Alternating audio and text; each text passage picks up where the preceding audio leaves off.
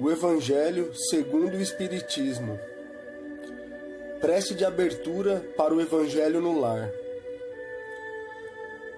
Rogamos ao Senhor Deus Todo-Poderoso enviar-nos bons espíritos para nos assistirem, afastar aqueles que possam induzir-nos ao erro e dar-nos a luz necessária para distinguirmos a verdade da impostura. Afastai também, Senhor, os espíritos malfazejos, encarnados ou desencarnados, que poderiam tentar lançar a desunião entre nós e com isso tentar desviar-nos da caridade e do amor ao próximo. Se alguns procurarem penetrar neste recinto, fazei, Senhor, que não encontre acesso em nossos corações. Bons espíritos, que vos dignais vir instruir-nos, tornai-nos dóceis aos vossos conselhos. Afastai-nos de todo pensamento de egoísmo, de orgulho, de inveja e de ciúmes. Inspirai-nos a indulgência e a benevolência para com os nossos semelhantes, presentes ou ausentes, amigos ou inimigos. Fazei, enfim, Senhor, que pelos sentimentos que nos animarem, possamos reconhecer a vossa salutar influência. Dai aos médiuns que encarregardes de nos transmitir os vossos ensinamentos a consciência da santidade do mandato que lhes é confiado e da gravidade do ato que vão praticar, a fim de que o façam com o fervor e o recolhimento necessários. Se estiverem entre nós pessoas que foram atraídas por outros sentimentos que não o do bem, abri os seus olhos à luz e perdoai-as, como nós a perdoamos, se vieram com intenções malfazejas. Pedimos especialmente ao nosso Deus Todo-Poderoso e aos nossos guias espirituais para nos assistir e velar por nós, hoje e sempre. Que assim seja.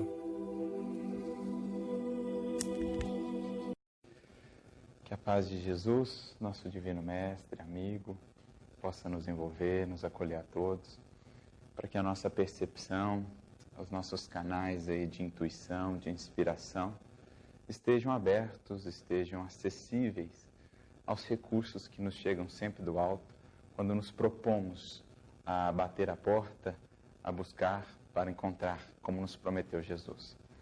É para mim uma alegria estar aqui mais uma vez nesta casa, entre amigos queridos, ainda mais estudando aquele que tem sido para nós, ao longo dessa caminhada, um querido e um grande professor, que nos tem ensinado cada vez mais a amar a Jesus, a amar as suas lições e a conseguirmos extrair o sumo, realmente, aquilo que nos sustenta, aquilo que nos alimenta, dos textos do Evangelho, buscando esse pão da vida de que tanto carecemos, para que a nossa alma esteja fortalecida para a caminhada.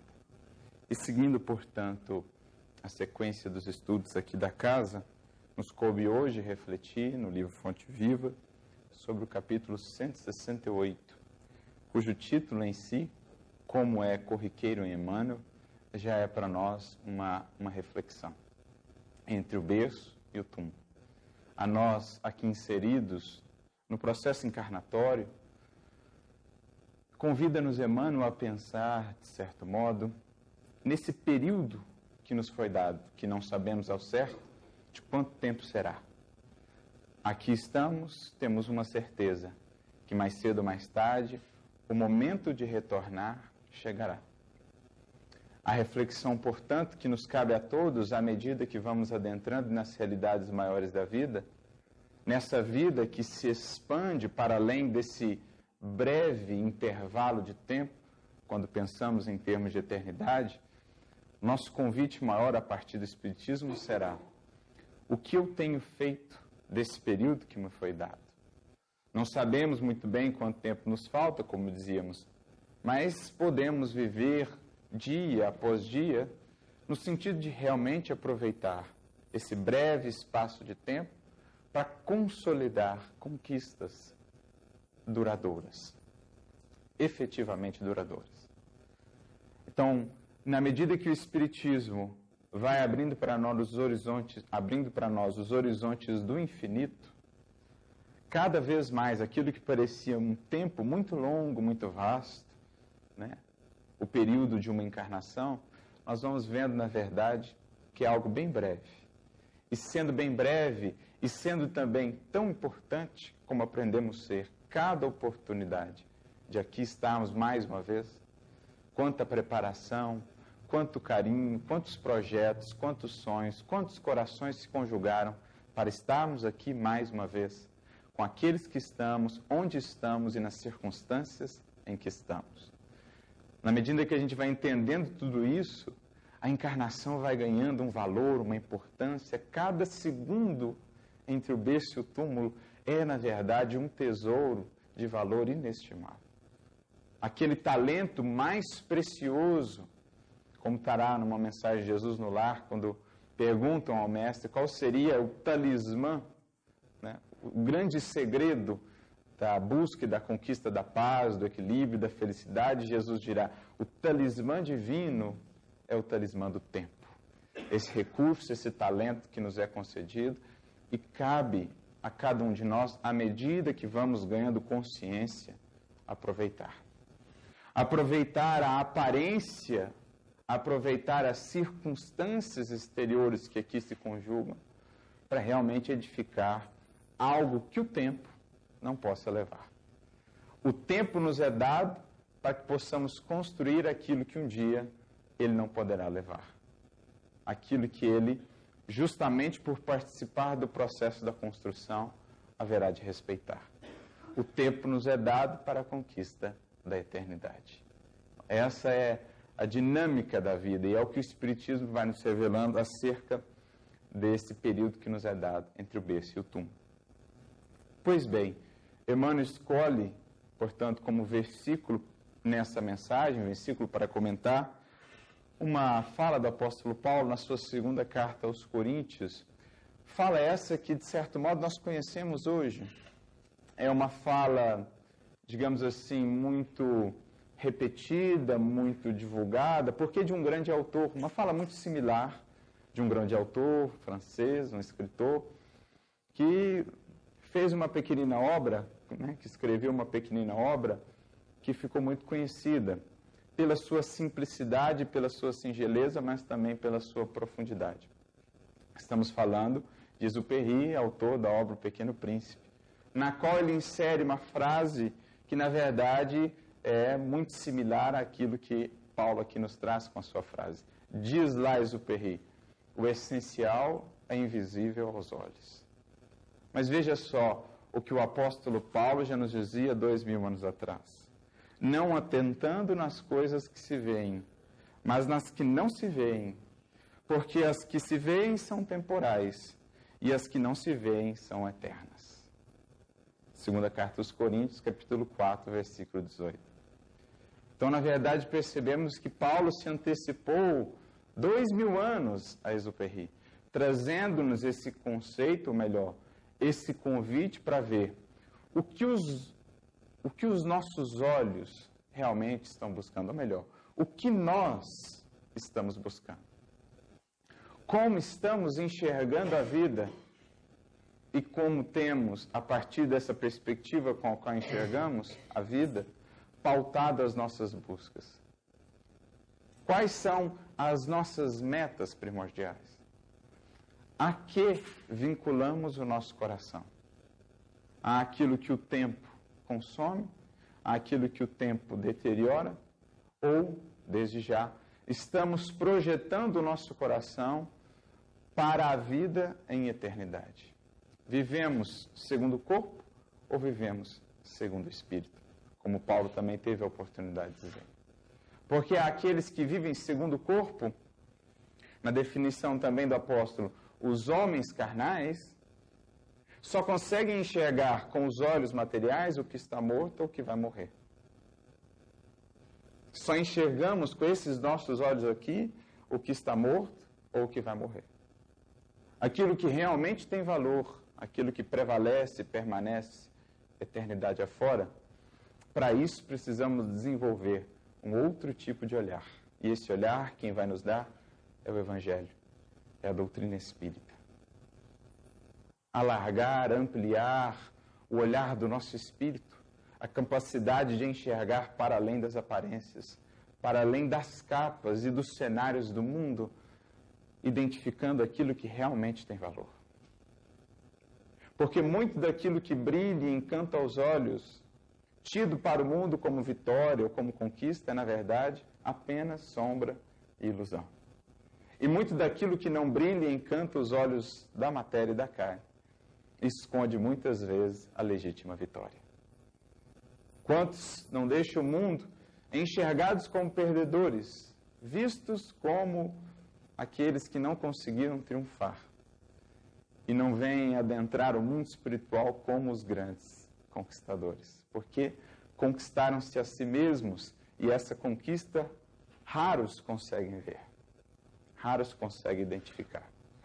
Ao passo que quantos outros não deixam o mundo aplaudidos, exaltados, como triunfadores, como conquistadores, têm seus nomes gravados nos anais da história, nas estátuas e na memória, muitas vezes, mas que adentram o mundo espiritual como perdedores. Por quê? A nossa visão é ainda muito pobre, muito superficial no que diz respeito às verdadeiras conquistas. Para isso é preciso olhar além, é preciso atentar às coisas que não se veem, como disse aqui o apóstolo Paulo. Porque a vitória real com Jesus, muitas vezes, é oculta ao mundo. Muitas vezes está no lado oposto àquilo que o mundo julga ser vitória. Raros olhos conseguem ver. Então, é esse treino do olhar que o Espiritismo, explicando-nos o Evangelho, vai nos convidar. Alargando as nossas percepções e vendo que, muitas vezes, o que tomaríamos num primeiro olhar por perda, nós temos ali uma bênção. E muitas vezes, aquilo que tomaríamos num primeiro olhar, num primeiro relance por ganho, nós temos ali uma perda. Porque geralmente nos fixamos no imediato, no que aquela circunstância, aquele acontecimento pode me dar de imediato, naquilo que os meus sentidos conseguem captar. Mas raras vezes conseguimos estender o olhar e ver não aquilo que aquele acontecimento, aquele fato pode me tomar, mas aquilo que ele pode me trazer. Quantas vezes uma enfermidade enxergada num primeiro momento como algo, um motivo para se lamentar, quantas vezes não é ela um instrumento do despertar do espírito? Quantas vezes não é ela que chama, que convida o espírito a pensar um pouco além apenas dos sentidos e das necessidades do corpo, que o convida a olhar para si mesmo e começar a desenvolver melhor os atributos, as virtudes da paciência, da resignação, do conhecimento de si mesmo, da saúde em sentido mais abrangente para além simplesmente do corpo. Quantas vezes a perda da presença física de um ente querido, através da morte, não é para o espírito também um grande despertar? Despertando para a brevidade da existência, convidando a melhor aproveitar o tempo, a melhor aproveitar aqui a oportunidade de estarmos juntos, convidando a pensar no que acontece depois do túmulo, naquilo que os nossos olhos materiais não podem enxergar. Quanto crescimento não pode sair daí para o espírito, se ele realmente se dispuser a enxergar o que está no verso de cada circunstância. Então é essa clareza de olhar que o Evangelho de Jesus vai nos dando. E é isso que Paulo aqui está nos convidando a fazer. E Emmanuel, então, iniciando o seu comentário, diz assim: a flor que vemos passa breve, mas o perfume que nos escapa enriquece a economia do mundo. Porque a flor que nós admiramos, que nós nos encantamos com elas, muitas vezes as colhemos e duram ali uma semana, 2 semanas, sabe-se lá. Logo o tempo as leva, as consome. Mas, por exemplo, a lembrança do perfume daquela flor, associado, por exemplo, ao presente de alguém que a me deu, essa lembrança permanece, essa lembrança prevalece. Porque adentro se fixa portas adentro do espírito. Para além dos sentidos materiais, o cheiro, o olhar e tudo mais, ela acessa os nossos sentidos espirituais. Porque nos remete a um gesto de amor, porque nos remete a uma presença amiga, a uma pessoa que me lembro com carinho. Então, a flor passa, mas ela foi um instrumento de um outro presente, muitas vezes. E é esse presente que fica. Aquilo que não era visto pelos olhos, mas que embalava aquela flor. O amor com que foi dado, o carinho com que foi dado. Isso permanece, esse perfume de amor, de gentileza, de bondade permanece. A flor era apenas um instrumento, o veículo, para aquilo que realmente tinha valor. Assim com todos os presentes. Um dia passarão, mas a lembrança do gesto carinhoso, essa é nossa. Essa é nossa por toda a eternidade. Então, o que tem mais valor? O presente dado ou o que estava oculto naquele presente? O que os olhos materiais viam ou o que os olhos espirituais apenas podiam enxergar? É o que ele está dizendo. O monumento que nos deslumbra sofrerá insultos do tempo. Contudo, o ideal invisível que o inspirou brilha eterno na alma do artista. Quando vemos ao longo da história da humanidade, nós, os seres humanos, a guerrear, a nos ferir, a nos matar, em busca desse ou daquele monumento, dessa ou daquela conquista material,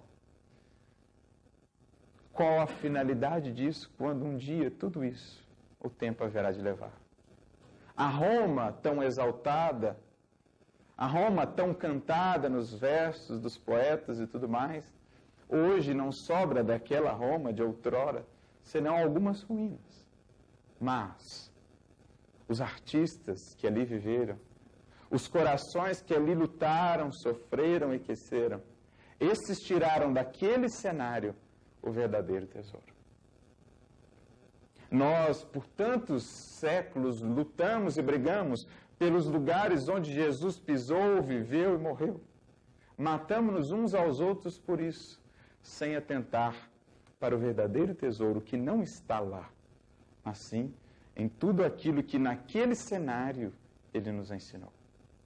O cenário passará, tudo um dia se modificará. Mas o verdadeiro tesouro onde está? Vibrando na alma daqueles que conceberam, daqueles que ensinaram, daqueles que criaram esses cenários e daqueles que se aproveitaram de tudo isso. Então veja como muitas vezes nós ainda vinculamos o nosso coração, vinculamos ou nos apegamos não àquilo propriamente que tem valor, mas àquilo que é a capa, aquilo que foi o cenário, que foi a cobertura do que realmente tem valor, o veículo apenas. A Acrópole de Atenas, admirada por milhões de olhos, vai desaparecendo pouco a pouco. Entretanto, a cultura grega que a produziu é imortal na glória terrestre. Passem-se os milênios que for, quando lá os monumentos da Grécia Antiga, a Acrópole e tudo mais, forem simples lembranças ou fotografias, a memória de Sócrates, de Platão, de Aristóteles e de tantos outros estará bem viva no arcabouço dos verdadeiros tesouros e patrimônios da humanidade.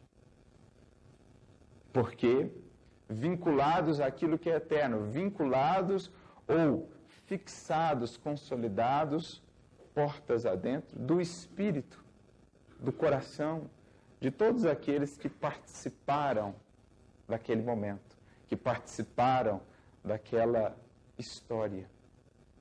Sócrates, Platão seguirão vivos na memória da humanidade, nos corações que com eles aprenderam. A Acrópole de Atenas um dia será simplesmente lembrança. Então, é uma reflexão interessante que nos convida a pensar como tem sido a nossa relação com as coisas aqui no mundo. Apegamos-nos a elas propriamente ditas ou àquilo que elas nos permitem realizar, construir, doar, criar. A cruz que o povo impôs ao Cristo era um instrumento de tortura visto por todos. Mas o Espírito do Senhor, que ninguém vê, é um sol crescendo cada vez mais na passagem dos séculos. A cruz, àqueles tempos, era um instrumento de tortura comum, muito utilizado. Mas por que a sua lembrança permanece viva na memória da humanidade? Porque o exemplo de amor, de renúncia e de caridade que Jesus deu junto a ela, deu a ela essa memória imortal. Muitos de nós nunca vimos uma cruz como aquelas de então, mas todos nós, ao pensar nela, logo somos remetidos a Jesus, e sendo remetidos a Ele, ao seu amor, à sua renúncia, à sua caridade, ao seu perdão. Então o valor não está propriamente naquela cruz na qual Jesus morreu, mas sim no sentimento com a qual Ele a envolveu. E isso fez daquela história, daquela cena, imortal. Porque o espírito com que o Mestre a envolve permanece, cresce e alcança cada vez mais corações. Por isso, Emmanuel segue dizendo: não te apegues demasiado à carne transitória. Amanhã, a infância e a mocidade do corpo serão madureza e velhice da forma. A terra que hoje retens será no futuro inevitavelmente dividida. Adornos que te orgulhas presentemente serão pó e cinza. O dinheiro que agora te serve passará depois às mãos diferentes das tuas. A mãos diferentes das tuas. O nosso próprio corpo logo será novamente, no grande ciclo da natureza, alimento, adubo da natureza, das plantas, do solo. Tudo que momentaneamente detemos aqui, logo mais adiante seremos convidados a passar a outras mãos, a outras forças. Aquele, no entanto, que se apega ao que é transitório, que vincula o seu coração, o seu equilíbrio, a sua paz e a sua felicidade ao que é transitório, sofrerá naturalmente as consequências dessa escolha. Construirá para si uma paz, uma felicidade, uma estabilidade que são tão transitórias e frágeis como tudo que aqui no mundo detemos. Aquele, no entanto, que com consciência reconhece que tudo nos é momentaneamente emprestado para a conquista das verdadeiras propriedades, aquele, por isso mesmo, que vincula o seu coração àquilo que permanece e vibra em ritmo, em atmosfera de eternidade, esse constrói para si também uma paz, uma estabilidade duradouras, como os tesouros e as metas que busca. Uma das maiores raízes de aflição para nós aqui, no reino da materialidade, é justamente o nosso apego ao que é transitório. O nosso apego à transitoriedade. Tentamos segurar, tentamos apertar, tentamos prender e impedir a vida aqui na matéria de seguir o seu fluxo, a eterna e incessante renovação. Gastamos uma tremenda energia, criamos enormes aflições a fim de tentar impedir os ciclos naturais da vida. O corpo envelhece, o dinheiro uma hora passa, nós seremos chamados a retornar ao mundo espiritual. Mas aqueles que se apegaram a isso, quantos sofrimentos e quantas dores. Mesmo lá no mundo espiritual, como se prenderam ao que aqui momentaneamente possuíam, não conseguem do lado de lá alçar voos mais altos, experimentar as sensações mais profundas da alma livre, porque aquela alma livre que carrega consigo, onde quer que esteja, a sua felicidade e a sua paz. Esse é um convite fundamental. Olharmos para nós hoje, daquilo que ocupa a minha mente diariamente. O que, fazer uma medida, fazer um balanço, o que disso realmente estará comigo na eternidade? Daquilo que me ocupa o coração e a mente todos os dias, o quanto daquilo realmente levarei comigo após a chamada para o retorno ao mundo espiritual? O que eu tenho cultivado em minha vida que, de fato, é bagagem, é conquista para a imortalidade? Porque isso é realmente viver. É reconhecer a importância desse período entre o berço e o túmulo, mas entender que vida não é isso. Que aqui estamos e daqui não somos. Que aqui somos impermanentes. Viver, na definição de Emmanuel, é a experiência digna da imortalidade. O que em mim, nos meus projetos, nos meus sonhos, nos meus esforços de cada dia, vibra na eternidade e segue na imortalidade. Isso é viver. Senão, estamos ainda simplesmente a existir, atendendo às necessidades transitórias, apegando-nos àquilo que um dia vamos ter de deixar, e isso sempre gera sofrimento e aflição. Por isso, ele segue: usa aquilo que vês para entesourar o que ainda não podes ver. Então, usa a tua profissão, por exemplo, os recursos monetários que ofere por meio dela, para entesourar dignidade, honestidade, retidão, justiça.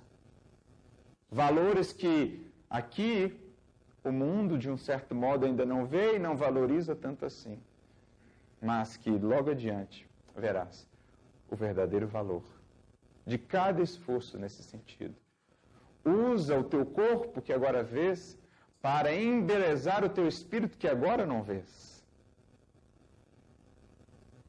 Usa as tuas relações, convive, abra-se à convivência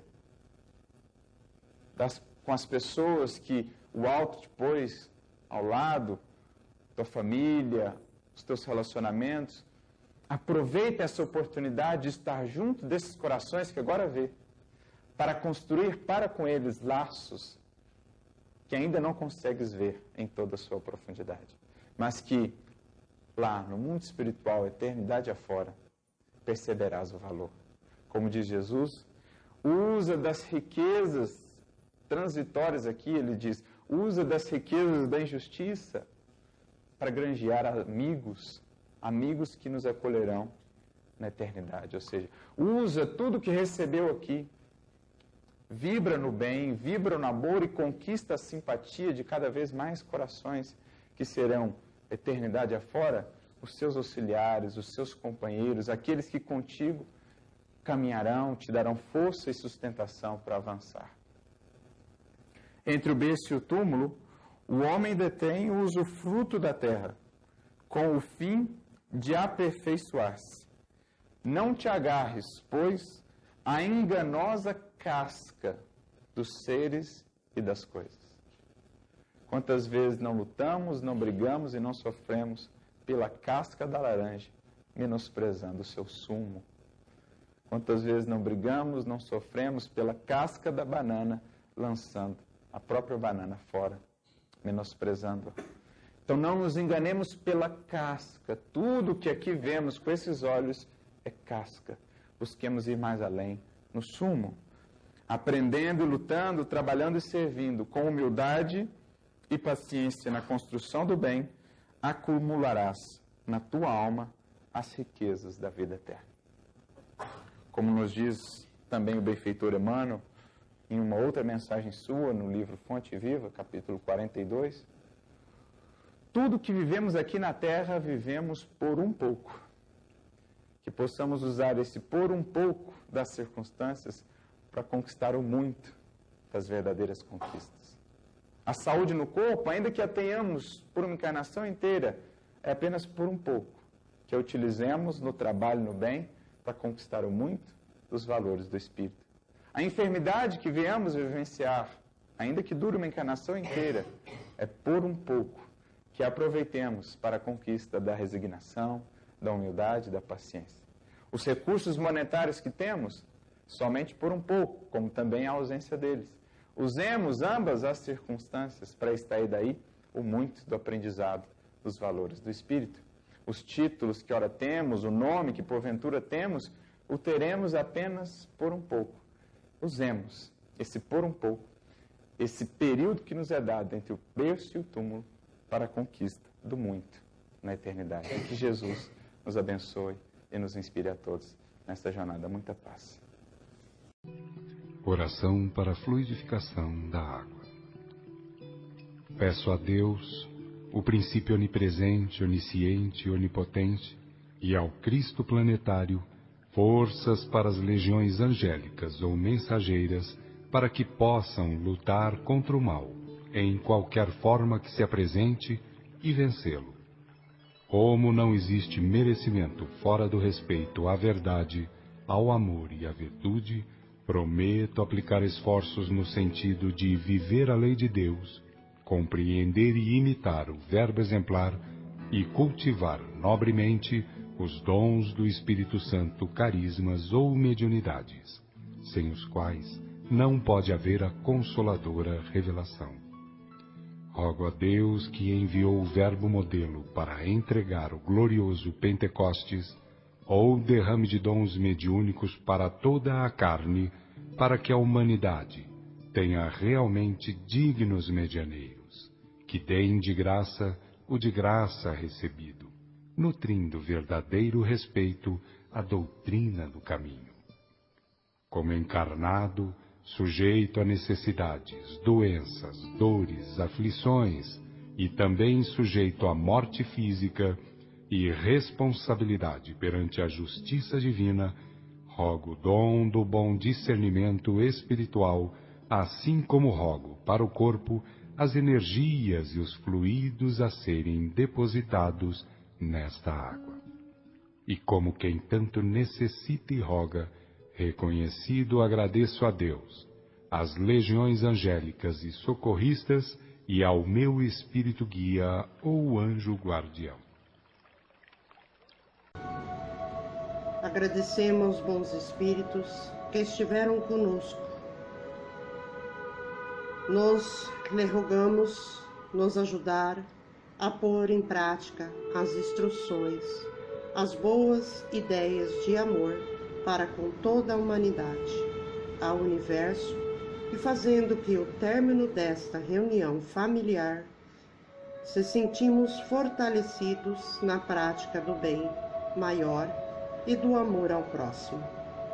Desejamos, igualmente, que essa divina instrução sejam proveitadoras para espíritos sofredores, ignorantes ou viciosos, que puderam assistir essa reunião de amor, que aceitem a libertação e sigam o caminho ao plano de luz e para os quais pedimos a misericórdia de Deus. Obrigada ao Mestre Meigo Jesus por interceder por este lar, por cada um que aqui habita e todo em sua volta. Que os anjos guardiões estejam amparando e cuidando de todos, dando discernimento do amor divino. Muito obrigado aos irmãos de luz. Que assim seja e sempre será. Energia positiva hoje e sempre.